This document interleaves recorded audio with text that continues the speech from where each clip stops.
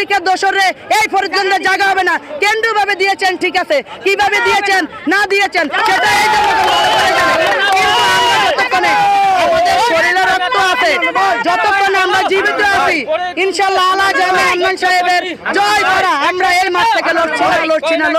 আলা জামে আন্নান সাহেব জনবন্ধন নেতা, কৃষক বন্ধন নেতা, কৃষক, শ্রমিক, সমস্ত পেশাজীবী, সমস্ত শ্রেণী পেশার মানুষের সাথে ওনার সম্পর্ক। তো আমাদের এই দলের উনি এখন আহ্বায়ক দীর্ঘদিন থেকে পালন করেছেন। ওনার মতো মানুষ, এই পর্যায়ের একজন মানুষ 3 মাস জেল খেটেছেন, কিন্তু স্বৈরাচারের সাথে আপোষ করে উনি বেরোন নাই। তো এই সর্বোচ্চ জনপ্রিয় নেতাকে মনোনয়ন না দিয়ে আমাদেরকে ব্যথিত করেছে দল। আমরা দলের কাছে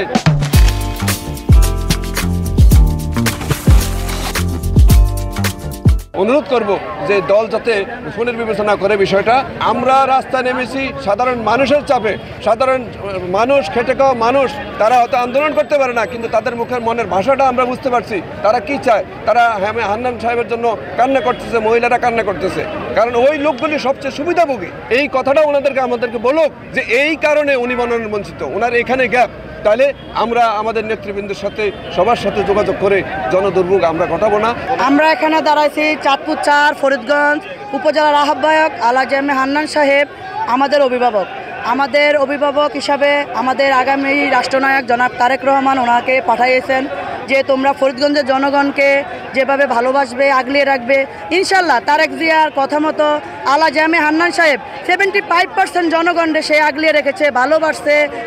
অনেকটা মনে কর যখন যেটা লাগবে, অনেক মা বোনদের বিয়ে হয়নি, উনি বিয়ের ব্যবস্থা করে দিয়েছেন, এমনকি মাদ্রাসা দিয়েছেন, মসজিদ দিয়েছেন।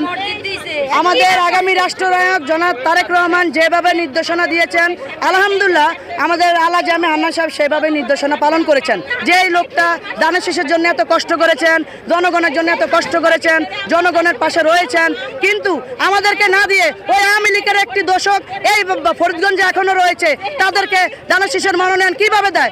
এই জন্য এই ফরিদগঞ্জের জনগণ এখন রাস্তায় নেমেছে। এটা তীব্র নিন্দা এবং প্রতিবাদ জানাই। আমার মহিলা দল হান্নান ভাই ছাড়া কোনো কথাই বুঝে না যে শীতের দিনে সে কম্বল, ঈদের দিনে সে শাড়ি, ঈদের দিনে সে মেশিনি, রমজানে সে ইফতারি, কি কোন জিনিস সে না দিছে, গেঞ্জি সবাইকে দিছে। খালেদা জিয়া যে তো দেশের মানুষ ছাড়ি, দেশে আমাদের ছাড়ি বিদেশ যায় নাই।